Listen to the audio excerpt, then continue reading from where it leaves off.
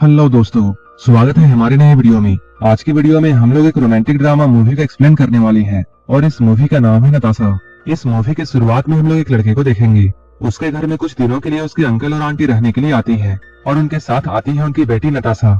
एक बार जब मार्क के अंकल और आंटी को कहीं काम पड़ता है तब वो लोग बाहर जाती है। इसी बीच नताशा मार्क के कमरे में आती है और बातों ही बातों में वो मार्क का लैपटॉप ऑन करती है। यहाँ उसे मार्क की देखी हुई गंदी वीडियोस दिखती है।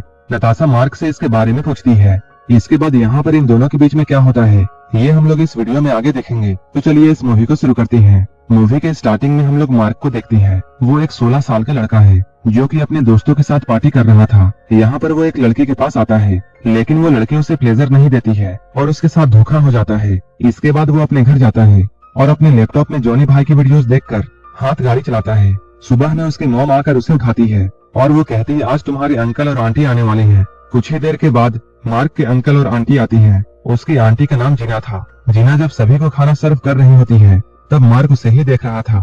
डिनर करने के बाद मार्क अपने सिस्टर से मिलता है। यहाँ पर उसकी सिस्टर उसे बताती है कैसे जीना के ड्रेस की वजह से सभी लोग उसे ही देख रहे थे। तभी इनकी मॉम यहाँ आकर उन्हें समझाती है और वो कहती है ये तो रसिया का फैशन है और हम लोगों को उन्हें उनके कपड़ों से जज नहीं करना चाहिए। जीना की एक पहले भी शादी हो चुकी थी जिससे उसे एक बेटी है जिसका नाम नताशा है। नताशा को लाने के लिए उसकी माँ जीना उसके पास जाती है। वो दोनों जब रसिया से लौटते हैं तब सारे फैमिली वाले उन्हें लेने के लिए एयरपोर्ट पर जाते हैं। यहीं पर मार्क पहली बार नताशा को देखता है। अभी नताशा की उम्र 14 साल थी। यहाँ आने के बाद मार्क के अंकल और जीना शादी कर लेते हैं। सारे लोग इस पार्टी में बहुत खुश थे लेकिन इस पार्टी में नताशा बोर हो रही थी। तभी मार्क की मॉम उससे ये कहती है हमारे बीच यहाँ नताशा बोर हो रही है, तुम नताशा को ले जाकर हम लोगों का घर दिखाओ। इसके बाद मार्क नताशा को अपना घर दिखाने के लिए ले जाता है। घूमते हुए मार्क उसे अपने कमरे तक लेकर जाता है। यहाँ आने के बाद नताशा उससे पूछती है तुम यहाँ क्या करते हो। मार्क कहता है मैं ज्यादातर अपने रूम में टीवी देखता हूँ। तब नताशा उससे पूछती है क्या तुमने यहाँ किसी लड़की के साथ मेकआउट नहीं किया है। ये सुनकर मार्क बहुत हैरान था। वो नताशा से कहता है तुम तो सिर्फ 14 साल की हो और तुम इस तरह की बातें कैसे कर सकती हो। तब नताशा उससे कहती है मैं बहुत सारे आदमियों के साथ ऐसा कर चुकी हूँ और अगर तुम चाहते हो तब मैं तुम्हारे साथ भी वैसा कर सकती हूँ। ये सुनकर मार्क उससे कहता है मेरे अंकल ने तुम्हारी मॉम से शादी की है और इस वजह से हम लोग कजन हैं। तब नताशा कहती है मैं अपने मॉम से बहुत नफरत करती हूँ क्योंकि उनका कई मर्दों के साथ अफेयर रह चुका है और वो बचपन से ये सब देखते आ रही है। नताशा की बातों को सुनकर मार्क चुप हो जाता है। रात में मार्क की मॉम उससे कहती है नताशा पहली बार इस देश में आई है और इसलिए यहाँ तुम्हें ही उसका ख्याल रखना होगा और तुम्हें उसके साथ समय बिताना होगा क्योंकि यहाँ उसका कोई भी दोस्त नहीं है। मार्क अपनी मॉम की सारी बातों को सुन रहा था लेकिन सिर्फ वही जानता था कि नताशा कैसी लड़की है। इसके बाद मार्क नताशा के घर में जाता है। यहाँ जीना उसे बताती है नताशा को अकेले रहना पसंद है और वो काफी अलग है। अगर वो कभी भी तुमसे गुस्सा हो जाए तब तुम उसकी बातों का बुरा मत मानना। इसके बाद नताशा की मॉम उसे बाहर बुलाती है लेकिन हमेशा की तरह इन दोनों के बीच में कुछ बात को लेकर अनबन चल रही थी जिसकी वजह से नताशा बहुत गुस्सा थी और वो गुस्सा होकर यहाँ चली जाती है। अब मार्क भी उसके पीछे पीछे आता है। उससे मिलकर मार्क पूछता है आखिर क्या बात है। तब नताशा कहती है वो अपनी मॉम की शक्ल भी नहीं देखना चाहती है। मेरी मॉम मुझे यहाँ लेकर आई है और यहाँ आने के बाद मेरी लाइफ बिल्कुल बोरिंग हो चुकी है। इसके बाद मार्क उसे अपने दोस्त रूफर के पास लेकर जाता है। यहाँ पर नताशा रूफर से मिलती है। जब वो मार्क के साथ में होती है तब वो रूफर के बारे में उससे पूछती है। मार्क बताता है उसके पेरेंट्स का डिवोर्स हो चुका है और रूफर यहाँ पर अकेला ही रहता है। इसके बाद ये लोग साथ में लंच करते हैं। अब मार्क नताशा के साथ काफी वक्त गुजारता है। ये लोग काफी टाइम साथ में रहते हैं। यहाँ से जाते हुए नताशा मार्क से ये कहती है कल मैं तुम्हारे घर में आऊंगी। इसके अगले दिन जब मार्क अपने कमरे में पढ़ाई कर रहा था तब नताशा उससे मिलने के लिए आती है। यहाँ ये लोग एक दूसरे से बातें करते हैं। इसके बाद साइकिल लेकर घूमने के लिए जाते हैं। जाते हुए मार्क अपने दोस्तों से मिलता है। तभी नताशा को यह पता चलता है मार्क अपने दोस्तों के साथ गांजा पीता है और उसे ऐसा करते हुए नताशा देखती है। वो मार्क से पूछती है क्या वो स्मोक कर सकती है। इसके अगले दिन जब नताशा मार्क के घर में आती है तब मार्क उसे स्मोक करने के लिए बीड़ी देता है। गांजा पीने के बाद वो मार्क से उसका लैपटॉप मांगती है लेकिन जैसे ही वो लैपटॉप ऑन करती है वहाँ उसे जॉनी भाई की वीडियोस दिखती है जो कि मार्क ने देखकर ऐसे ही छोड़ दिया था। नताशा इन वीडियोस को देखकर बहुत खुश होती है और वो लैपटॉप लेकर मार्क के पास आती है। यहाँ आकर वो कहती है मैं तुम्हें कुछ दिखाना चाहती हूँ। इसके बाद वो अपने आईडी पर लॉगिन करके मार्क को अपने न्यूड फोटोज दिखाती है।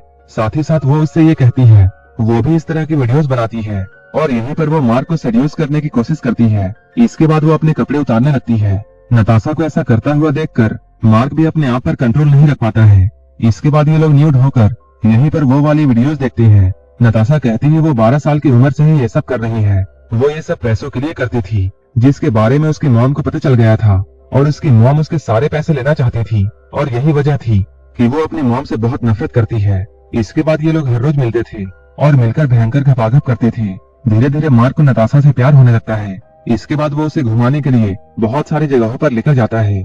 इसके कुछ दिनों के बाद मार्क के अंकल और जीना बाहर जाती हैं, इसलिए नताशा मार्क के घर पर ही रुकती है।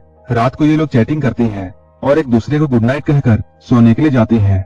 लेकिन थोड़ी ही देर बाद नताशा मार्क के कमरे में आती है। वो कहती है उसे नींद नहीं आ रही है, इसलिए वो लोग बाहर घूमने के लिए जाते हैं। यहीं पर नताशा मार्क को ये बताती है उसे यहाँ बहुत अच्छा लगता है और वो यहाँ सारी जिंदगी रहना चाहती है।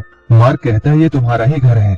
तब नताशा मार्क से ये कहती है मेरी मॉम तुम्हारे अंकल को चीट कर रही है, क्योंकि अभी भी उनका किसी और के साथ अफेयर चल रहा है और मैंने ये बात तुम्हारे अंकल को बता दी है, लेकिन उन्होंने मेरी बात का भरोसा नहीं किया और वो अब मुझे ही झूठी समझते हैं। कुछ दिनों के बाद मार्क के अंकल और आंटी घर आते हैं और वो लोग नताशा को अपने साथ चलने के लिए कहती हैं, लेकिन नताशा उनके साथ जाना नहीं चाहती है। वो कहती है वो यहीं पर रहना चाहती है। तब उसकी मॉम बहुत गुस्सा हो जाती है और वो कहती है मुझे अच्छी तरह पता है कि तुम यहाँ क्यों रहना चाहती हो और मुझे ये सब पता है कि तुम मार्क के साथ क्या करती हो। अपने मॉम के मुंह से ये सब सुनकर नताशा बहुत गुस्सा होती है और वो जीना पर हमला कर देती है। उसके डैड उसे ऐसा करने से रोकती है। इसके बाद नताशा की मॉम जबरदस्ती उसे अपने साथ ले जाती है। अगले दिन मार्क नताशा के घर में जाता है। यहाँ आकर वो जीना से सॉरी कहता है। जीना उससे कहती है इसमें तुम्हारी कोई गलती नहीं है और वो मार्क के सामने नताशा की बुराई करती है। वो कहती है वो एक बहुत बिगड़ी हुई लड़की है और उसके कई बड़े बड़े मर्दों के साथ अफेयर रह चुका है, लेकिन तुम तो अभी बच्चे हो। ये कहकर वो मार्क को यहाँ से जाने के लिए कहती है और जीना यहाँ मार्क को नताशा से मिलने नहीं देती है। उसी रात नताशा अपना सारा सामान लेकर मार्क के घर में जाती है।